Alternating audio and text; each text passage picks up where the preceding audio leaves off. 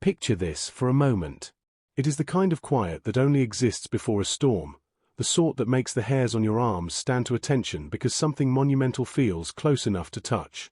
The Toronto Blue Jays are standing in that silence right now, and if you listen carefully, you can almost hear the gears grinding behind the scenes. Trade rumors are no longer whispers in dark corners of the internet. They are loud, confident footsteps echoing through the off-season, and today, one name in particular is walking at the very front of that noise. This is not just another rumor. This feels like an opportunity, a gamble, and perhaps a defining moment for Ross Atkins and the future of this franchise. So settle in, because by the end of this video, the picture might look very different. And as always, you are watching the Blue Jays Report. The off-season so far has been anything but dull. Free agency has moved, trades have sparked debate, and yet somehow, it still feels like the Blue Jays are circling something bigger, something bolder. We are weeks away from spring training, and that ticking clock has a personality of its own. It stares at the front office, tapping its foot impatiently, daring them to make a move that shifts the balance. Before we dive into the heart of it all, take a second to like this video, share it with another Jays fan who lives for this kind of speculation, and subscribe to the Blue Jays Report if you want to stay right on the pulse of everything unfolding. To understand why this moment feels so charged, we need to step back slightly. A report surfaced not long ago, dated January 17th, from a well-connected Reds reporter, shedding light on a decision that may end up shaking the league. Last spring, Cincinnati offered their electric shortstop, Elly De La Cruz, a club record extension. We are talking about a deal that would have eclipsed even Joey Votto's legendary contract, a staggering commitment designed to lock down their brightest star. And yet, Elly said no. Not loudly, not dramatically, but decisively. That single word landed like a match in dry grass, and the flames have been spreading ever since. More recently, another report added fresh fuel. It confirmed that De La Cruz had indeed turned down that massive extension, and when asked about it, his response was telling. He let his agent handle it.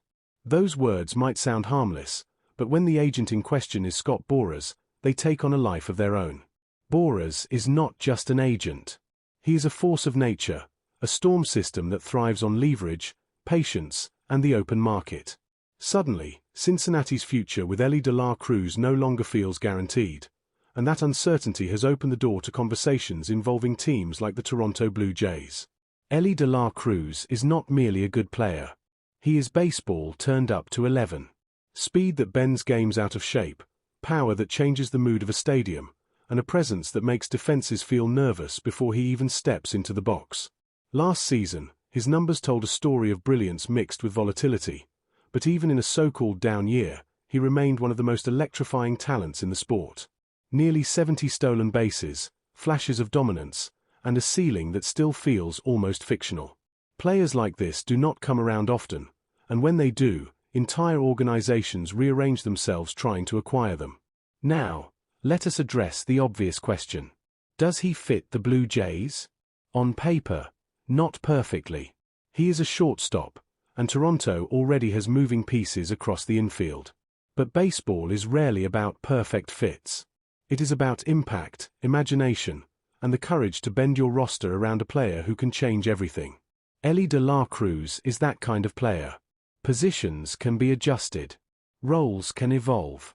What cannot be manufactured is that blend of speed, power, and raw electricity that he brings every single night. There is also the Scott Boras factor, which cannot be ignored. The Blue Jays have danced this dance before. They have negotiated with Boras' clients, missed out on some, landed others, and always remained willing to step into the ring. Ross Atkins is not shy about trades, and this situation has his fingerprints all over it. If Cincinnati truly believes that an extension is off the table, logic dictates that they would at least listen. Teams like the Dodgers will be mentioned, of course, but Toronto has something very real to offer.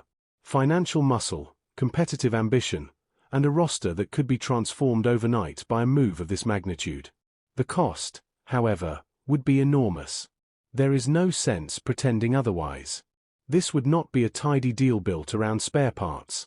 This would require premium prospects, likely headlined by names fans have grown attached to. Arjun Nimmala would almost certainly be part of the conversation, and perhaps several other top-tier pieces alongside him. That is the price of admission for a player like De La Cruz. The question becomes philosophical. Do you cling to potential, or do you cash it in for a proven, generational talent who could redefine your window right now? Imagine, just for a second, a Blue Jays lineup infused with that kind of speed and chaos. A team that has sometimes felt heavy suddenly feels lighter, quicker, more unpredictable. Stolen bases no longer feel like a novelty but a weapon. Defenses rush throws. Pitchers lose focus. Games tilt in subtle ways before exploding in the late innings. This is what players like Elly De La Cruz do. They force the opposition to play your game, not theirs. If Toronto wants to evolve, to add a new identity rather than simply refine the old one, this is the caliber of move that does it. Of course, nothing here is guaranteed. Elly is still under team control, still young, still valuable enough for Cincinnati to hold if they choose. There are also whispers about his preferences, about glamour destinations and familiar pipelines. But baseball history is full of moments where the improbable becomes reality because one front office dared to push harder than the rest. The Jays have the resources. They have the motivation. And after missing out on other marquee names, this kind of bold strike might be exactly what defines their off-season. While trade rumors swirl, emotions inside the clubhouse are still raw. Trey Savage recently spoke for the first time about how he processed the pain of that World Series Game 7 loss. His words were not polished sound bites. They were human. He talked about retreating into the woods, about hunting, about silence and space. He admitted he has not watched a single second of that game since, and never will. The loss still hurts, still stirs something deep every time a clip appears on his screen. That honesty matters, because it reminds us that behind every statistic and transaction are players carrying scars. Savage remains one of the most important pieces of this organization's future. His rookie season was historic, one of the finest debuts the franchise has ever seen. The challenge now is not talent, but resilience. How does he channel that heartbreak into fuel? How does a team collectively rise from a moment that felt so close, yet slipped away?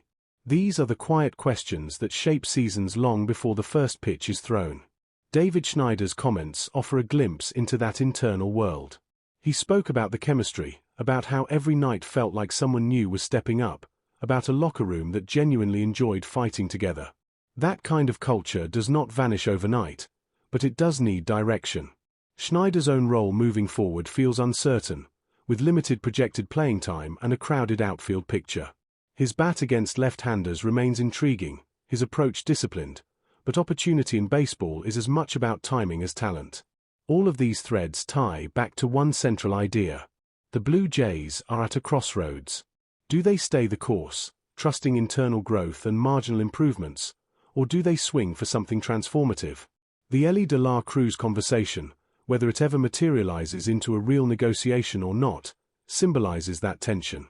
It is about ambition. It is about risk.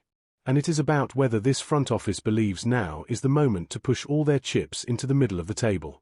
As we move through this quieter stretch of the off-season, do not be fooled by the lack of headlines. This is often when the most important groundwork is laid. Conversations happen. Values are tested. Lines are drawn. Keep your eyes open, because situations like this have a habit of accelerating when you least expect it. If you have made it this far, drop your thoughts in the comments. Would you pull the trigger on a De La Cruz trade, or is the price simply too high? Make sure you like this video, share it with fellow fans who live for these debates, and subscribe to the Blue Jays Report so you never miss a twist in this story. The silence before the storm does not last forever, and when it breaks, you will want to say you were here for every step of the build-up.